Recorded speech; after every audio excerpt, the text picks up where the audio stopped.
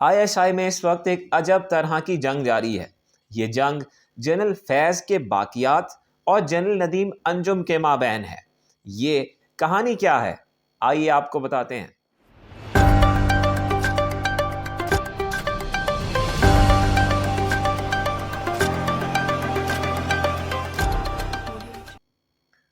ناظرین، کچھ واقعات کو دیکھ کے ایسا معلوم ہوتا ہے کہ جنرل ندیم احمد انجم کے انڈر کام کرنے والی ISI جنرل فیض حمید اور ان کے باقیات کو ریموو کرنے پہ عمل پیرا ہو چکی ہے۔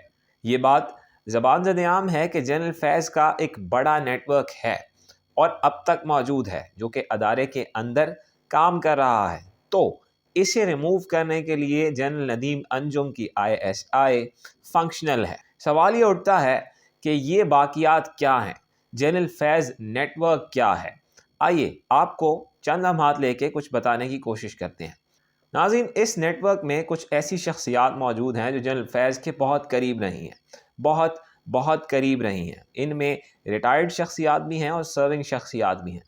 کہا جاتا ہے کہ یہ وہ شخصیات ہیں کہ جن کے ذریعے جنرل فیض اپنا کلٹ میگنیفائی کرتے رہے ہیں، اپنا اثر پاکستان کی سیاست، معیشت، قانون اور دیگر محاذوں پہ اپنی گرفت مضبوط کرنے کے لیے ان شخصیات کا استعمال کرتے رہے ہیں، جنہیں آج جنرل فیض نیٹ ورک کے نام سے جانا جاتا ہے۔ کچھ شخصیات کا ذکر کرنا چاہوں گا۔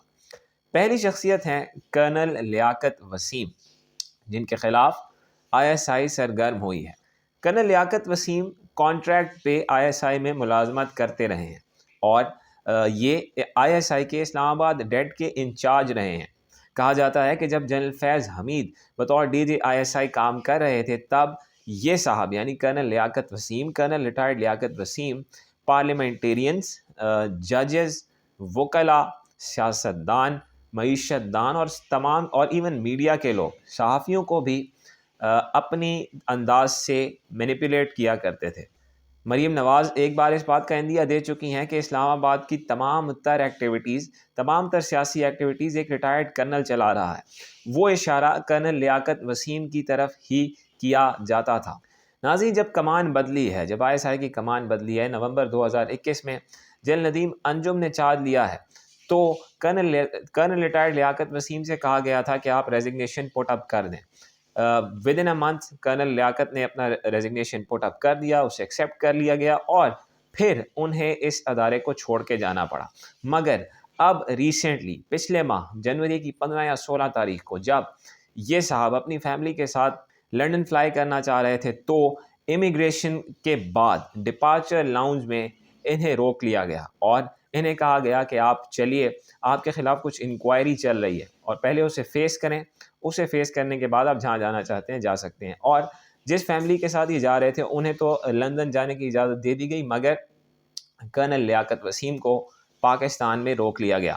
سوال یہ کہ کس نے روکا؟ یقیناً کوئی طاقتور شخصیات ہی ہوں گی جن کے ایما پہ، جن کے کہنے پہ یہ پوری کارروائی ہوئی ہوگی۔ پھر ایک صاحب ہیں جن کا نام ہے کرنل آصف محمود، جنہیں جو جنرل فیض کے بہت قریب رہے ہیں اور انہیں پاکستان کرکٹ بورڈ میں پوزیشن کیا گیا تھا تاکہ وہاں سرو کر سکیں، لیکن جنوری کی 23 تاریخ کو نجم سیٹھی کے PCB، وہ PCB جو نجم سیٹھی چلا رہے ہیں، اس میں جب یہ فنکشن کر رہے تھے، کرنل آصف محمود کو کہا گیا کہ آپ بھی ادارے سے ریزائن کر جائیں اور پھر انہیں سیک کر دیا گیا۔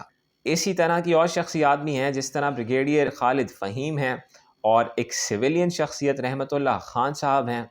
ان پہ بھی الزام ہے کہ وہ جنرل فیض کے بہت قریب رہے ہیں اور انہیں بھی میسو کلینزنگ کا حصہ بنایا جا رہا ہے۔ یاد رہے کہ ایک special investigation branch lieutenant general Saeed کے آرڈرز پہ کریٹ کی گئی ہے اور وہ باجوہ فیض نیٹ ورک اور اس کے باقیات کو ڈسکور کر رہی ہے۔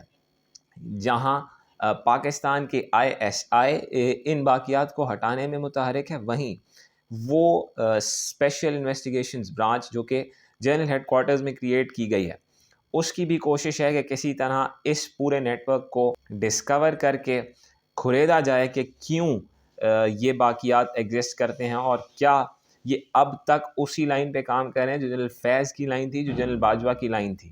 مگر ایک چیز طے ہے کہ وہ ISI جو جنرل فیض چلا رہے تھے اور وہ ISI جو جنرل ندیم چلا رہے ہیں، دونوں میں فرق ہے، اور یقیناً دونوں آمنے سامنے کھڑے ہیں۔